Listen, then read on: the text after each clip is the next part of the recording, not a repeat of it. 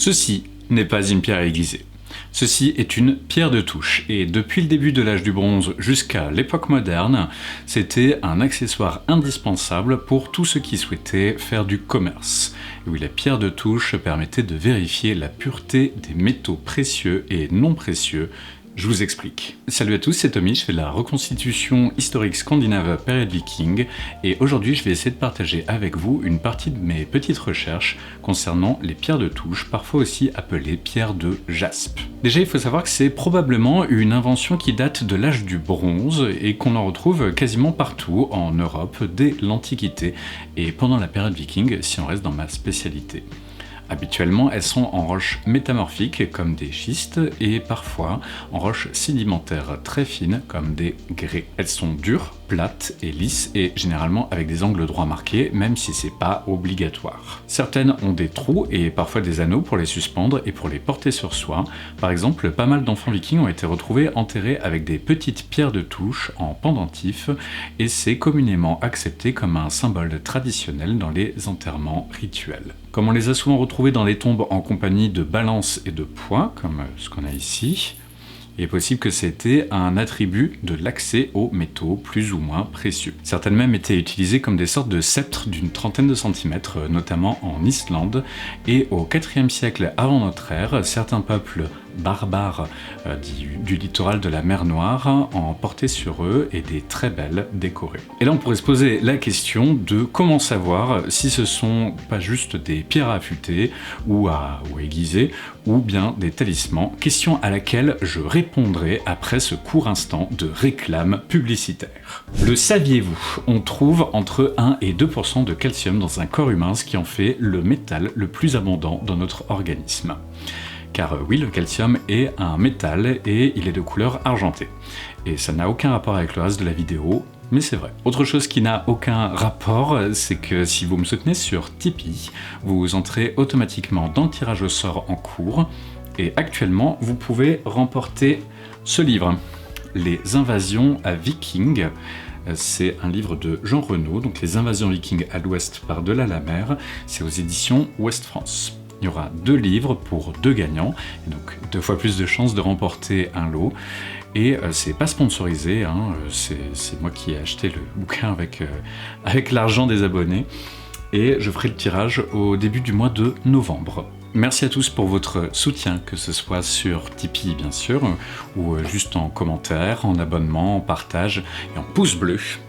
Cœur sur vous. Ah oui, j'ai des nouveaux t-shirts, des t-shirts Cepaisto Metal, lien dans la description.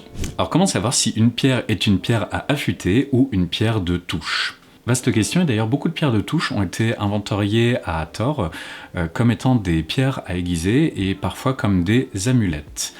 Là où on peut très bien faire la différence, c'est grâce aux traces de métaux en ligne fine, là où un affûtage aurait laissé de plus grandes marques et sur une plus grande zone de la pierre. Sur certaines, les marques sont quasiment invisibles et il y a un archéologue qui, avec son équipe, a décidé de regarder un maximum de ces pierres au microscope électronique à balayage.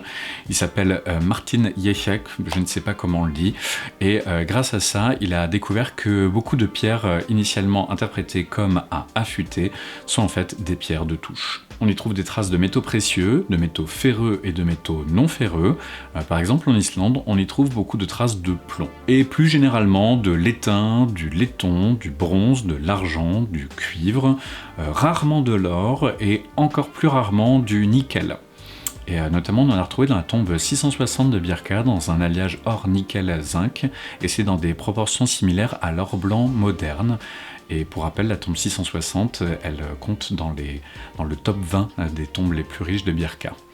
Rien que ça. Autre question qui vous vient sûrement naturellement, c'est comment qu'on s'en sert? C'est assez simple, il suffit de faire des lignes et chaque métal va avoir sa couleur, son reflet, son aspect propre. À l'Antiquité, ceux qui testaient les métaux avaient souvent un set d'aiguilles avec plein de métaux différents et ça leur faisait une sorte de nuancier étalon Mais on n'a pas de trouvailles équivalentes au Moyen-Âge, ce qui laisse penser qu'ils devaient comparer avec d'autres objets dont ils étaient sûrs de la provenance et de la composition. Par exemple, pour tester si une pièce est bien en argent et pas en plomb ou en argent mélangé à de l'étain, on va faire une marque avec un étalon. Notre étalon ici, ce sera le magnifique bracelet en argent réalisé par Sigmar de Sigmar Horde, et on va comparer avec la marque que laisse la pièce. Donc ici on a la marque qui est faite avec le bracelet et de l'autre côté on a la marque qui est faite avec la pièce, et on voit que celle avec le bracelet brille différemment, la couleur n'est pas tout à fait la même, ce qui laisse entendre que cette pièce n'est pas en argent. Mais ça je le savais déjà, il se trouve que cette pièce est faite en étain. Parfois on entend dire que des produits chimiques étaient utilisés pour révéler les marques. C'est en fait peu probable, et les produits qu'on a retrouvés sur les pierres comme le soufre, le chlorure, sont en quantité tellement faible qu'il est plus semblable que ce soit dû à la réaction avec les tissus et le contact avec la transpiration de la peau, et même éventuellement avec des chlorures dissous dans l'air ambiant. Surtout sur la période viking, il est possible que sur d'autres périodes, des produits étaient utilisés, mais pas sur le Moyen-Âge. Une fois qu'on a fini de se servir de la pierre, on peut la laver avec de l'eau de mer, avec de la cire, ou encore la poncer avec une autre pierre, et quand on voit à quel point certaines étaient très petites et avec des angles complètement limés, elles ont dû servir un paquet de fois. Mais on peut aussi garder les marques pour des usages futurs et avoir une sorte de nuancier permanent. Il faut juste se souvenir de quelle marque correspond à quoi, ce qui n'est pas simple. J'espère que cette courte introduction à la pierre de touche vous a plu et que vous avez appris des trucs. Moi ça me fait plaisir de m'enseigner là-dessus, même si j'ai découvert que comme beaucoup de sujets en histoire ou en archéologie, ça peut vite se transformer en gouffre à temps libre, même si ça a l'air facile et simple vu de loin.